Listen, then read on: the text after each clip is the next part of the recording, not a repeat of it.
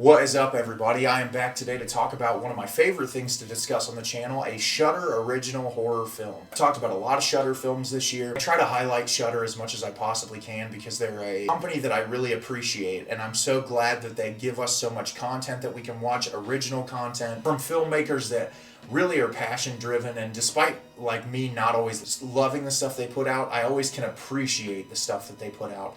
And the film I'm going to be talking about today, I was really looking forward to seeing because of not only the premise, but also because of the time period it was set in.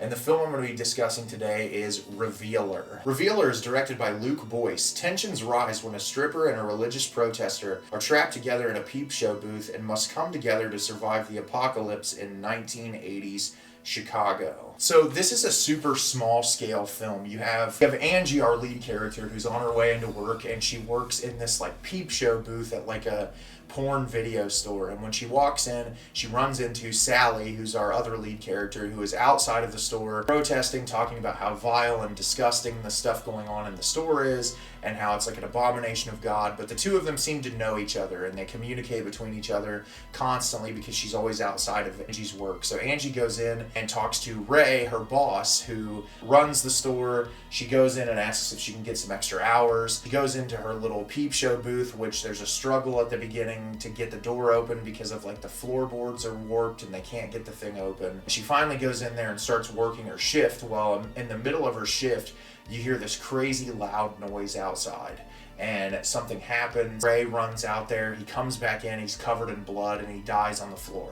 And our character is trapped inside of this peep show booth. She can't get out, and Sally from the protests outside comes in, and the two of them are trapped together in this building while the apocalypse is happening. And so on the surface, you're not really sure what is going on. At the beginning of the film, there's a man who's trapped underground who is clearly like a televangelist. There's like this omnipresent voice telling him about the horrible things that he's done. And so we're never 100% at the beginning of the film sure, is this really like a religious apocalypse? Is this just like an attack on society? You don't really know. But what you do have is you have these two characters who come from very different worlds who have to kind of come together to survive. And Sally's character is obviously very religious driven, whereas Angie's character just wants to get back to see her man, who we're trying to figure out who that is throughout the film. And I felt like this was a pretty decent movie. I have some complaints about it. I don't think it's perfect. I think especially early on in the film, the back and forth between like the religious thing, it's a little ham-fisted. I'm someone who I've talked about before. I grew up in a highly conservative family.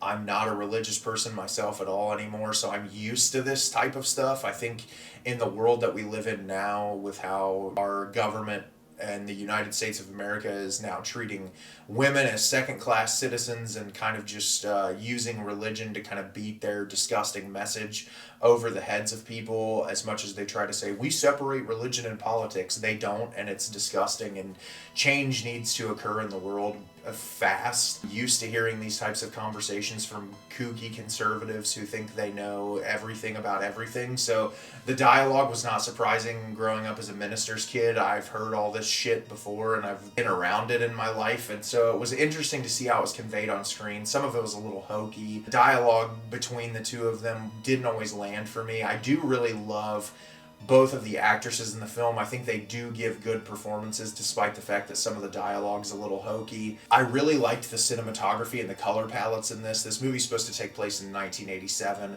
so there's a lot of like heavy neon in the film. The score is very synth driven, which I could appreciate. Most of it is just a dialogue filled movie. It's these two people trapped in the space. They end up moving to another space in the film. There's like some limited practical effects that I think they did a pretty good job with. Some CGI that's okay. But overall, I mean, it's an entertaining ride. The third act kind of dives you into some more of like understanding these characters and where they come from, and how this person who's like this holier than thou religious person has some things going on under the surface you don't really expect to hear as a viewer, and then when it happens you're like, oh, the hypocrisy in religion and how people try to guise who they are as people, and how religion can change people and make them someone they're not.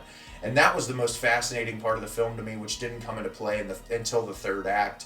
I think the biggest problem with this film is like early on when they're first trapped, there's a lot of wasted time in the space of just having the same conversation over and over and over again.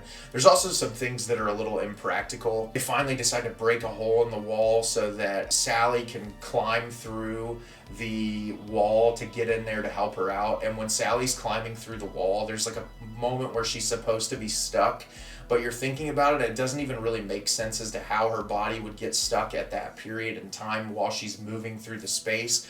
So that kind of bugged me. Some of the practicality of the film didn't make a whole lot of sense. And like I said, the pacing is not perfect. And then my other biggest qualm is the end just kind of ends. The resolution feels like they didn't really know how they wanted the movie to finish, and it was like it's gonna end this way, and so that wasn't really my favorite thing. But there were enough elements in this to be an enjoyable Shudder original horror film. I'm looking forward to checking out Mad God, which I know a lot of people have been talking about. Shudder has been putting out some bangers and some really not great films recently, so I'll be interested to watch that. I know it was done by Phil Tippett, but this movie I was looking forward to. The poster, the premise excited me, and I thought it was enjoyable enough to check out. It's not a masterpiece or anything, but if you're looking for something new on Shudder, definitely give it a watch. So have you seen Revealer? Did you love it? Did you hate it? Leave me a comment down below and let me know what you thought. I thought it was alright. It was entertaining enough, and I enjoyed the experience. As always, if you can like the video and subscribe to the channel, it helps me out a lot and lets me know the type of content you're looking for. I'm always putting out new material and look forward to getting more out in the near future. And as always, everyone, thank you so much for watching and have a great rest of your day.